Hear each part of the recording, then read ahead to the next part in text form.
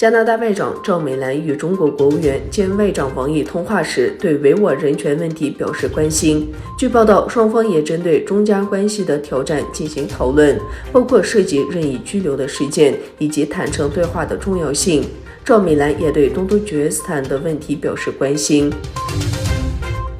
印度媒体报道消息说，总部位于美国的一网络安全公司公布报告称，中国黑客在过去8个月内对拉达克附近的印度配电中心进行了网络攻击。报告中指出，攻击发生在2021年8月至2022年3月之间。中国黑客主要收集有关关键基础设施的系统信息。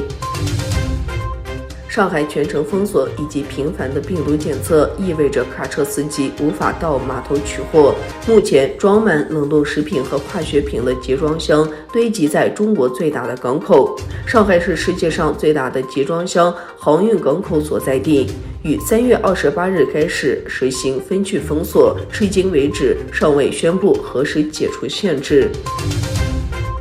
当地时间7日，土耳其国防部长阿卡尔分别同乌兹别克斯坦国防部长库尔班诺夫通电话。土耳其国防部发表的书面声明表示，阿卡尔还与乌兹别克斯坦国防部长库尔班诺夫通电话，双方就双边的地区防务安全以及国防工业合作交换意见。日本防卫大臣岸信夫7日在防卫省与菲律宾国防部长罗伦扎纳举行了会谈。考虑到在东海和南海加强军事性压力的中国，两人就不允许在东亚和东南亚凭借实力单方面改变现状达成了共识，还确认面向实现自由开放的印度太平洋展开合作。两人还商定推进日菲两国联合训练。据报道，美国众议院议长佩洛西将旅团访问亚洲，预定4月10日抵台。中国外交部发言人赵立坚在昨天的例行记者会上表示，中方反对任何形式的美台官方往来。佩洛西如果访台，将严重损害中美关系基础，向台独发送错误信号。中方坚决反对，已向美方提出严正交涉。据报道，佩洛西旅团的国会代表团计划4月10日台湾关系法立法43周年的当天抵达台湾，以展现美国国会对台湾的支持和对台湾关系法的重视。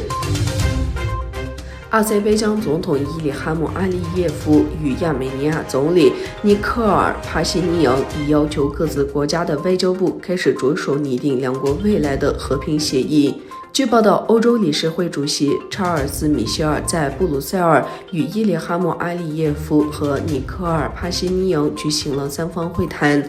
阿外交部表示，三方会谈讨论了开通阿塞拜疆和亚美尼亚之间的公路和铁路问题。